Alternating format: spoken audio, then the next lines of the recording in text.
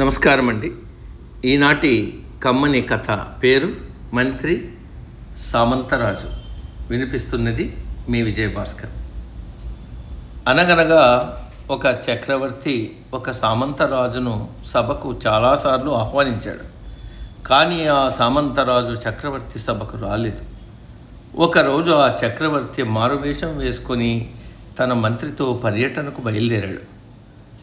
బజారును తనిఖీ చేస్తున్నప్పుడు ఒక కసాయివాడి కొట్టును దాటారు.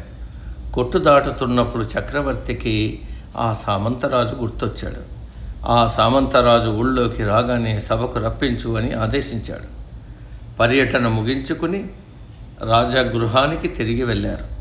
చక్రవర్తి రప్పించిన సామంతరాజు ఆ మంత్రి కళ్ళబడ్డాడు.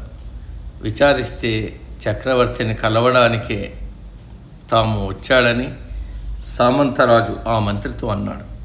అది విన్న మంత్రి ఆ సామంతరాజును వెంటనే వెళ్ళమని తను పిలిచేదాకా రావద్దని అన్నాడు. ఈ విషయం చక్రవర్తికి తెలిసింది. మంత్రిని పిలిచి ఎందుకు అలా చేశాడని కనుక్కున్నాడు. దానికి మంత్రి చెప్పిన సమాధానం ఇది: మీరు కసాయివాడి కొట్టును చూసి ఆ సామంతరాజును రమ్మన్నారు. మీ కళ్ళలోని క్రోధం చూస్తే అతన్ని గొర్రెను కోసినట్టు సమర్పిస్తారేమోనని భయపడ్డాను.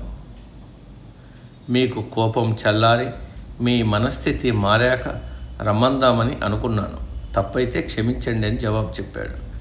చక్రవర్తి ఆ వివేకం గల మంత్రి దూరదృష్టిని అభినందించాడు.